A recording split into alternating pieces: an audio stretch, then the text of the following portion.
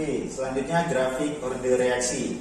Nah, di mana dapat anak-anak lihat bahwa yang pertama ini merupakan grafik order reaksi 0, yang di tengah ini merupakan grafik reaksi order 1, dan yang di ujung itu merupakan grafik reaksi order 2. Nah, sekarang kita akan bahas satu-satu. Yang pertama itu grafik dari reaksi order 0. Nah, di mana pada grafiknya ini itu merupakan lurus atau dia konstan. Nah, di mana V-nya ini merupakan laju reaksi. V-nya ini merupakan laju reaksi. Nah, untuk yang ini merupakan konsentrasi pereaksi. Konsentrasi pereaksi. Oke. Nah, di mana pada reaksi order 0 dikatakan laju reaksi ini tidak dipengaruhi oleh jumlah konsentrasi pereaksi. Jadi laju reaksi ini tidak dipengaruhi oleh konsentrasi pereaksi. Oleh karena itu grafiknya ini lurus ke kanan. Nah, gimana misalkan nilai dari konsentrasi pereaksinya ini di sini anggap 1 molar. Sini ada 2 molar, 3 molar, 4 molar. Ini anggaplah 5 molar.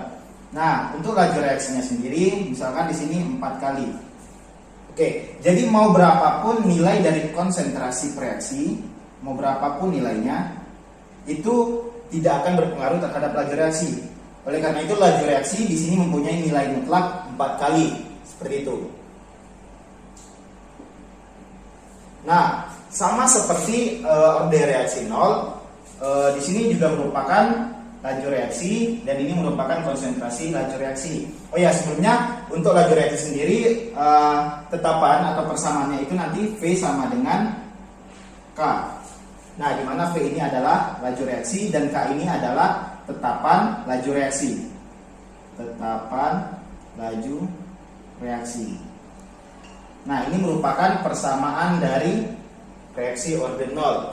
Nah, kalau untuk reaksi order 1 persamaannya yaitu V sama dengan K dikali pereaksi konsentrasi pereaksi pangkat 1, karena dia order 1, atau boleh juga nggak ditulis pangkatnya. Nah, jadi pada reaksi order 1 ini di mana laju reaksi itu berbanding lurus dengan jumlah konsentrasi pereaksi.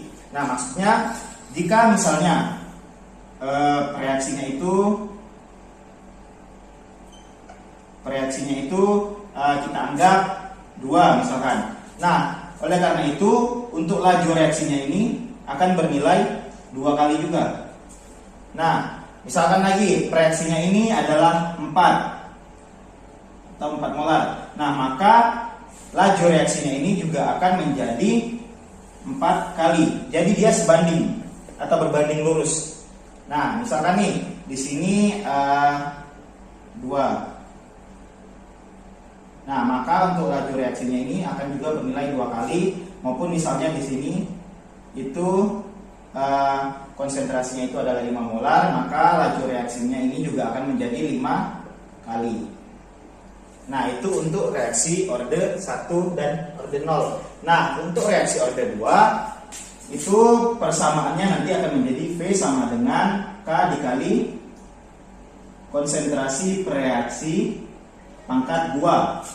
Nah, kenapa pangkat 2? Karena dia merupakan reaksi order 2. Nah, untuk grafiknya sendiri itu agak melengkung. Nah, dimana di sini sama saja V ini merupakan laju reaksi dan ini merupakan konsentrasi pereaksi. Nah, reaksi order 2 itu dikatakan bahwa laju reaksi ini merupakan pangkat 2 dari jumlah konsentrasi pereaksi. Jadi laju reaksinya ini merupakan pangkat 2 dari konsentrasi pereaksi. Nah, kita misalkan pereaksinya itu 2. Nah, maka untuk laju reaksi itu berapa kira-kira? Oke, benar. Nah, jadi untuk laju reaksinya itu menjadi 4 kali, karena laju reaksi ini merupakan pangkat 2 dari pereaksi. Kalau misalkan lagi reaksinya ini 4, maka untuk laju reaksinya berapa? Ya, jadi laju reaksinya ini menjadi 8 kali karena merupakan pangkat 2 dari bereaksi. Nah, misalkanlah di sini reaksinya ini 4 molar. Nah, maka untuk laju reaksinya sendiri ini menjadi untuk yang 4 ini merupakan 16 kali karena merupakan 4 pangkat 2.